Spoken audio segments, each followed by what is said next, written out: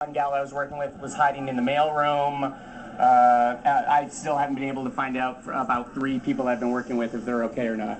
At that point, did you try to get the word out yourself? Were you texting people? Were you calling people? What were you saying to people to avoid this part of campus? Yeah, the people that I was just working with, I texted them to see if they had gotten away, if they were okay, where they were. And then some of our people that were working on the other side of the campus texted them to say there's a gunman on campus. Don't hide. Don't go out, or get to Pico because it's in the opposite direction, and get away from campus. Certainly you cannot guess what happened inside the library, but did you hear anything from where you were in terms of what's going on in the library? Yeah, because I was always standing near some police officers, so I heard a lot of what was on the radio, or some of the officers told us at least a little bit of information. But apparently he went from the bursar's office where I was to the library. The most direct route is through the liberal arts building, where it's all classrooms, a really long corridor, and then out to a common, really large, active walkway to the library. As you were standing by the police officers, were you able to hear their radio transmission, like, we have a suspect in custody, or were you able to hear any of that and describe that for me? They said they had a suspect down in the library, and that was right after the barrage of fire that I heard. So I've since seen them bring out a second person that is a suspect, and I had just heard that there was a second gunman, and the one that I saw them bring out was not the one that I saw initially. He was an Asian guy, much shorter, much smaller, and he was not wounded.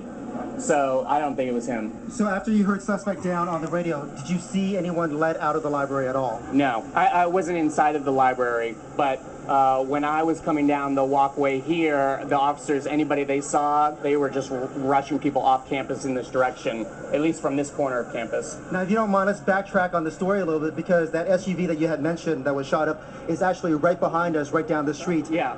Talk to me about that exchange and where that victim may be that you know of so far. The first 2 shots that we heard apparently were at this vehicle, this red SUV that was coming off of staff parking. So that would be assumably staff or faculty for the school. He was shot, I believe, somewhere above the waist because he's driving, windows open or closed. Somebody said they saw blood around his neck, so either shot in the head or the neck, presumably. And either he was unconscious or unable to control the car because he just kept on moving right straight across Pearl Street into a brick wall. And then about 5 minutes later, the ambulance arrived, and the firemen were able to get him out and off to the hospital. Now, it's staff parking because you yourself are a staff member. Did you get a chance to see the victim, and do you recognize that person? I did not see him, and I don't recognize the vehicle, so I'm not sure who that would be. And it's seasonal staff, so I don't know all the staff or faculty at all. Is there any way you can kind of process what happened this morning or late this afternoon? I'm sure I'll be processing it for some time, but I just don't know what was going on, and even if these guys were about being on campus, or if they just stumbled upon campus, because I've heard some people say that they were elsewhere around campus, like down on Pico.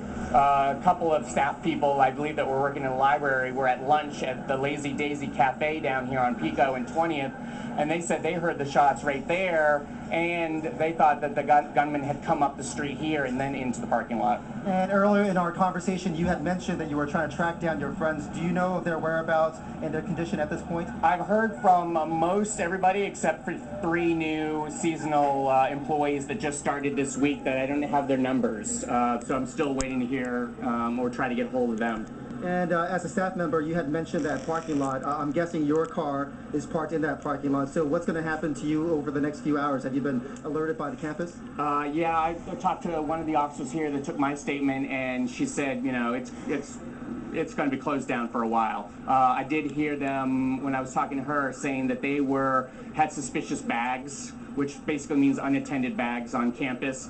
I know one of them is mine because we just all took off, so there's a lot of empty bags and stuff they've got to inspect. And I heard that there were 2 members of SWAT that were in the basement of the library looking around. So they're just double checking, making sure there's not any explosives left by the gunman. Okay, Joe Orchid, thank you so much for spending time with us on live TV.